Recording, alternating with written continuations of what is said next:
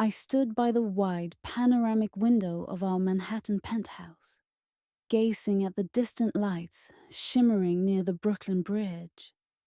The evening was cool, carrying a faint scent of damp leaves, and the distant hum of traffic, an undercurrent of millions of lives flowing behind glass towers.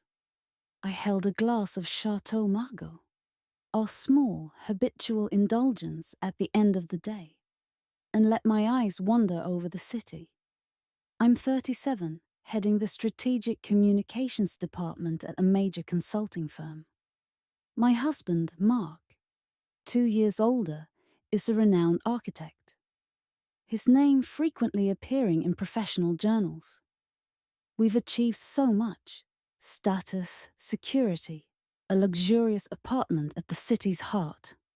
We are that perfect couple often held up as an example at cocktail parties. Yet, something felt off. Over the last couple of years, our marriage, once fueled by daring passion, had softened into comforting predictability. Don't misunderstand. We still loved each other. We were still kind, gentle, intimately active. But the thrill, that early spark that once made us stay up all night making love on the cold floor of my old apartment, had faded. Our dates had become mapped routines: a favorite restaurant, a taxi home, a glass of wine, sex that was good, but entirely too familiar. There was no fresh tension, no daring impulses, no wild laughter that once ignited our hearts. Yes, we were comfortable, but I missed the surprising moments, the sudden electric sparks, the ones that make your pulse quicken and your breath catch. That evening, while I watched the city lights drifting over the water, I received a strange email. It landed in my personal inbox, the one I rarely shared.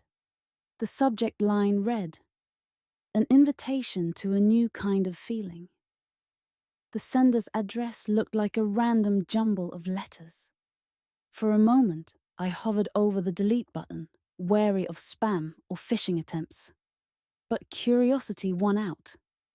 Inside, I found a brief message. "Jane, you are someone who appreciates life's flavors, yet perhaps you've forgotten some of its subtler hues.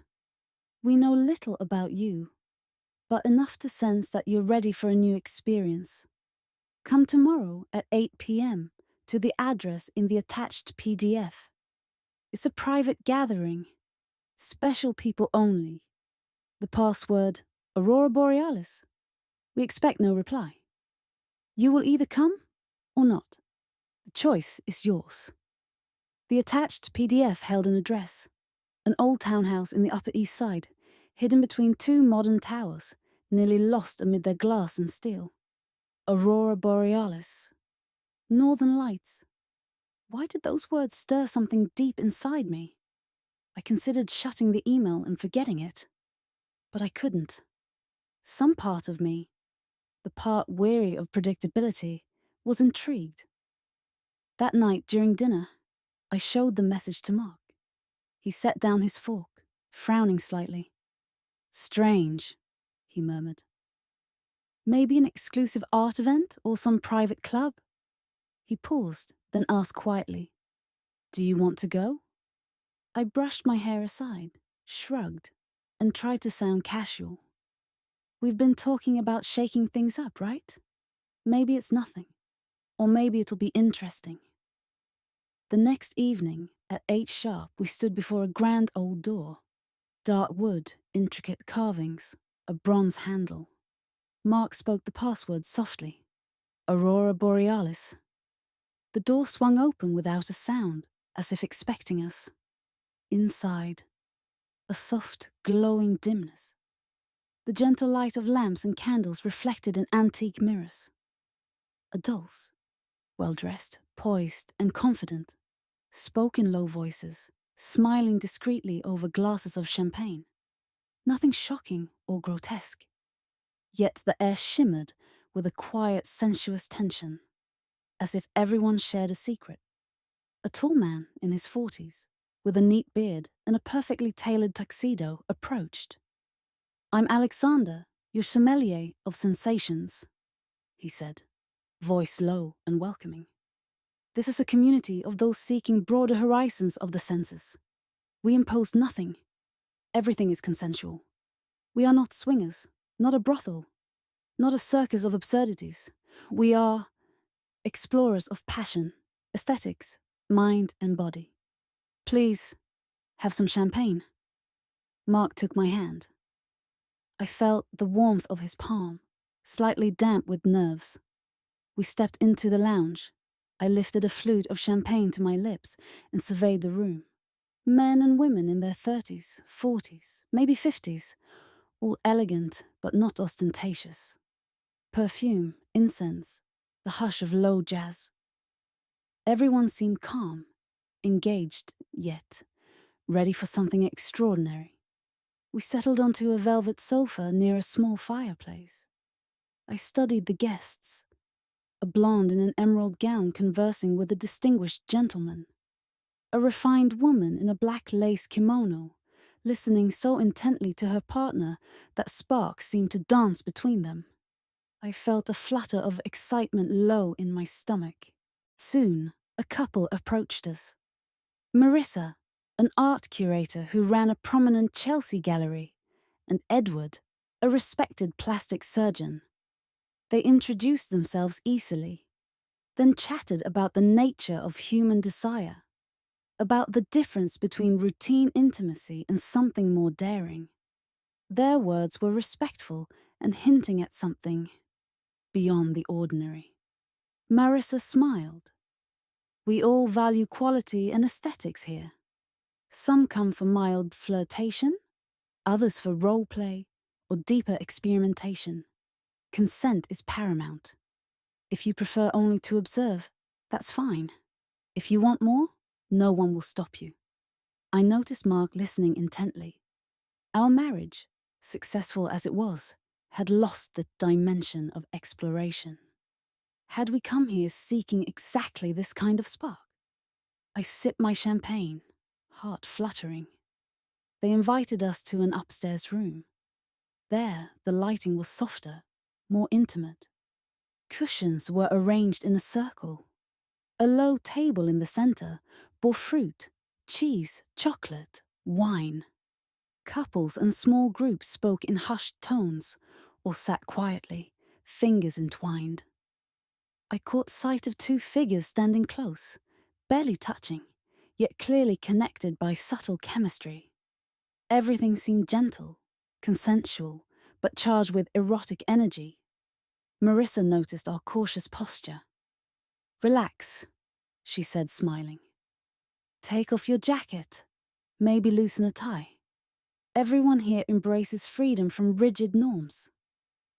Another couple, Jeremy and Lauren, joined us on a cluster of cushions. They mentioned they had visited this place before. "We don't cheat," Lauren explained softly. "But we find that just being in an environment without taboos rekindles something in us. Sometimes we gently involve a third person's touch, just a hand on an arm, and it infuses our own intimacy at home with renewed passion. It's like recharging a battery we didn't know was running low." I nodded, fascinated. Their words weren't crass. They didn't push us. Instead, they painted a picture of expanding boundaries, of finding excitement beyond the everyday. I imagined Mark and me rediscovering that old flame. Marissa leaned in. "Would you like to try the sensory room? It's right through there." She gestured toward a small door. Inside, there are silk scarves, maybe ice, scented oils. It's not necessarily sexual. It can just be a game of sensations. Mark looked at me questioningly. I swallowed and nodded. "Yes, let's see." We entered a smaller room, illuminated by a dim golden glow. The floor was thickly carpeted, pillows arranged invitingly. Soft, rhythmic, wordless music filled the space. A couple near the wall stood almost motionless, only their fingertips lightly touching, as if dancing in slow motion.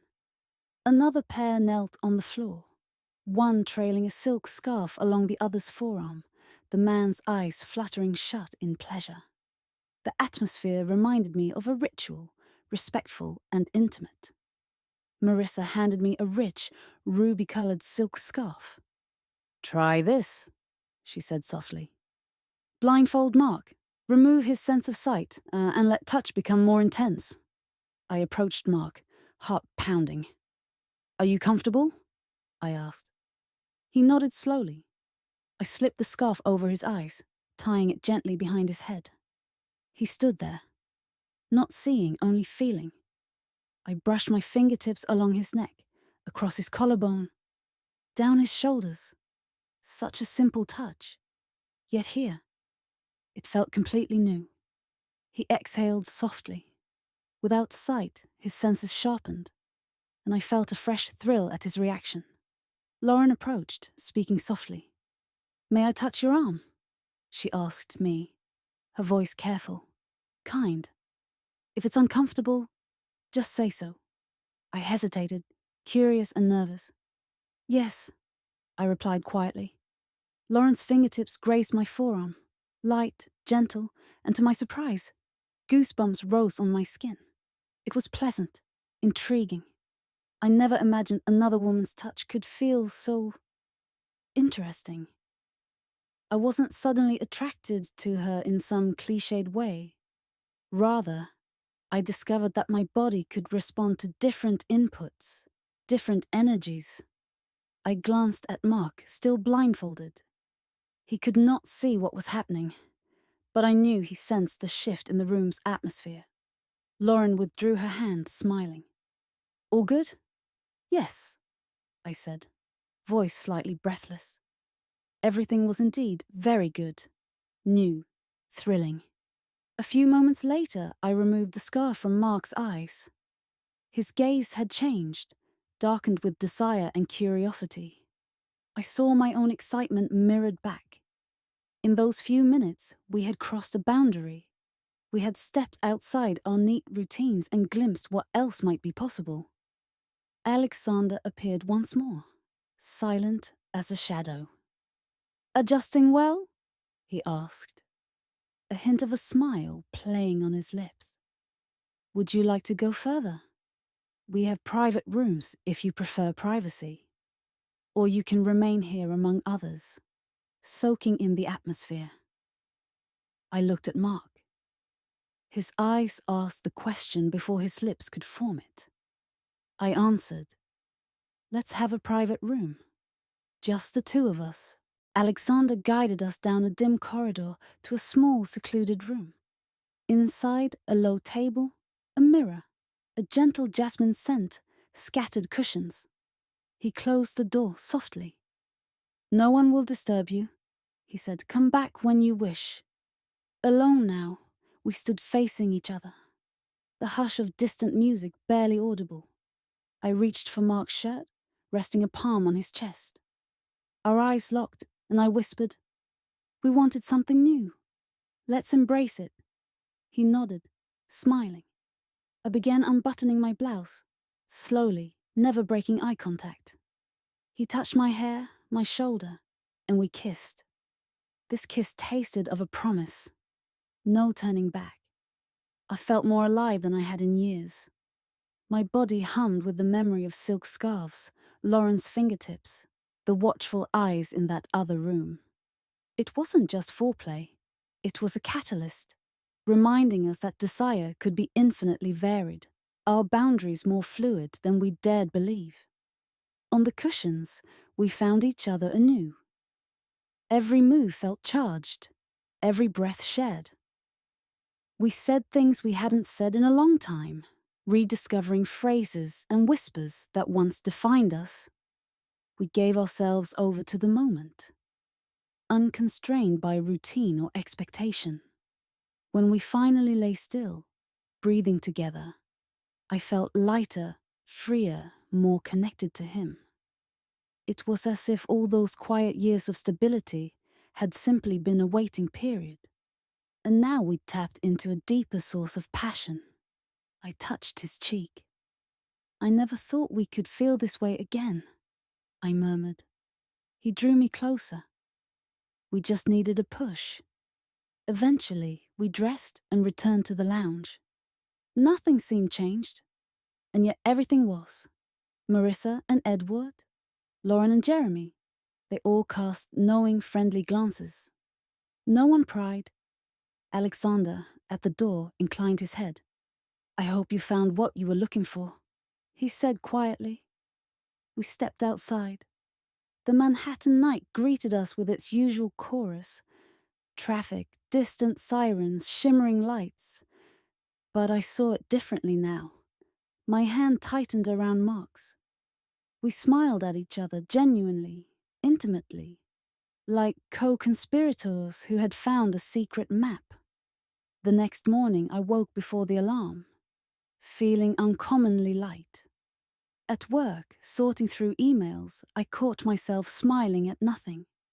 I remembered the hush of that old townhouse, the rustle of silk, the subtle perfume of desire in the air. My skin still tingled. In my memory, the evening sensations glowed like distant stars. Mark called me at lunch, his voice carrying a warmth I hadn't heard in years. "How's your day?" he asked. "Wonderful," I replied. "And yours?" "Great," he said softly. "I've been thinking about us. Let's do something spontaneous tonight. No reservations, no schedules." I laughed lightly. "Let's." That evening, we picked a small Japanese restaurant we hadn't visited in ages. The flavors danced more vividly on my tongue than ever before. We laughed, recalling the wild things we did when we were younger. We realized we weren't too old, too established, or too busy to recapture that spontaneity. We just had to allow ourselves new experiences. At home, we didn't bother turning on the TV. Instead, we stood on our terrace, watching the city lights shimmer. I leaned against him, feeling the cool breeze. "Can I ask you something?"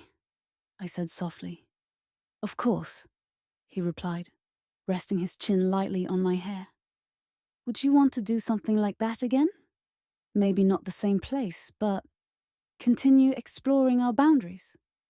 He didn't hesitate. "Yes."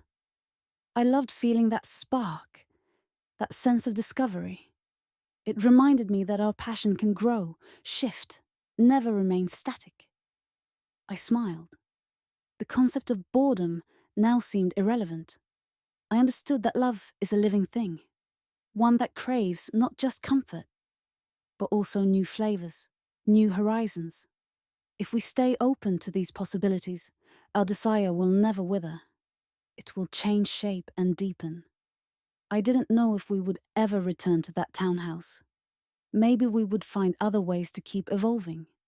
But knowing we were no longer afraid of the unknown felt like a victory. We had found a new melody in our relationship, a melody of courage, openness, and the vitality of being fully alive. In my mind's eye, two words shimmered: Aurora Borealis. Those elusive northern lights that seldom show themselves amid city glare. But when they appear, they transform your perception of the world. That's what this experience did. Lit up our feelings with colors we had nearly forgotten. If ever I sense the flames dimming again, I won't hesitate to step into the unknown. We ventured where we hadn't before and returned changed, renewed. This new chapter in our life together had only just begun, and I awaited it with joy and anticipation.